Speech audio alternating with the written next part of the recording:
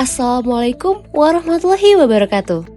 Yang terhormat Bapak Ibu ASN Kantor Kementerian Agama Kabupaten Bantul yang akan mengajukan kenaikan pangkat untuk dapat ikuti video berikut agar tidak terdapat kesalahan dalam mengupload berkas pengajuan. Saat ini, banyak ditemukan ASN yang mengajukan kenaikan pangkat terdapat kesalahan pada berkas seperti SKP dan PAK. Pemberkasan ini ditentukan sesuai dengan regulasi terlampir.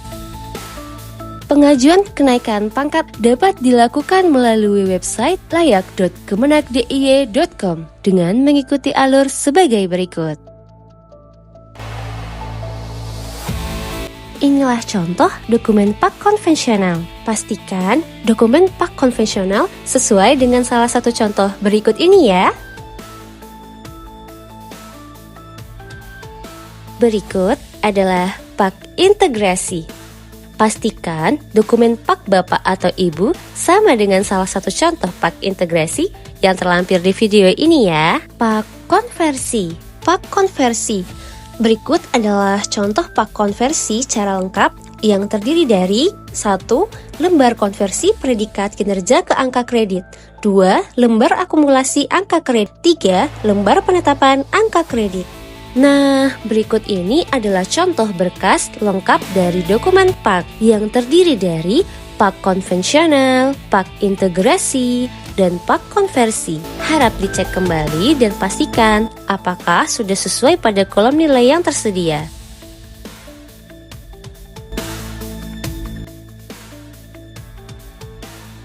Pastikan PAK konvensional yang dilampirkan adalah PAK yang nilai angka kreditnya sama seperti nilai angka kredit yang dinilaikan pada PAK integrasi.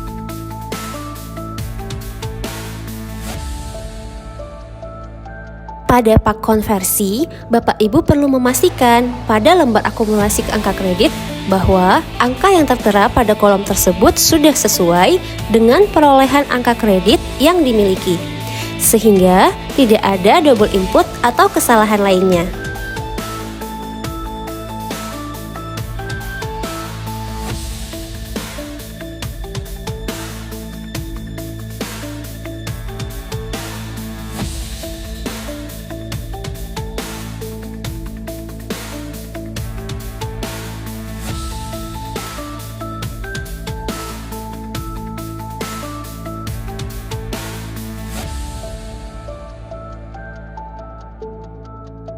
Selanjutnya kita ke berkas SKP. Pada bagian SKP yang sering keliru ada pada kelengkapan SKP tahunan. SKP tahunan yang lengkap terdiri dari 3 bagian, yaitu 1.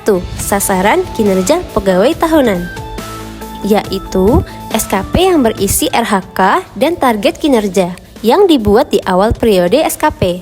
2. Evaluasi kinerja pegawai atau penilaian SKP periode tahunan. Dan 3.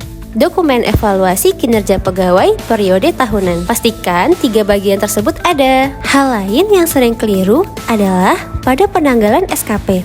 Maka pastikan SKP dibuat dan ditandatangani sesuai tanggal pada periode atau bulan awal SKP disusun. Kemudian, pada lembar evaluasi kinerja pegawai atau penilaian SKP dan dokumen evaluasi kinerja pegawai ditandatangani pada tanggal atau bulan periode setelah dilakukan penilaian. Jika Bapak Ibu mengalami mutasi atau perpindahan unit organisasi, maka untuk kelengkapan SKP tahunan pada tahun tersebut perlu dilampirkan pula SKP secara lengkap di unit organisasi sebelumnya.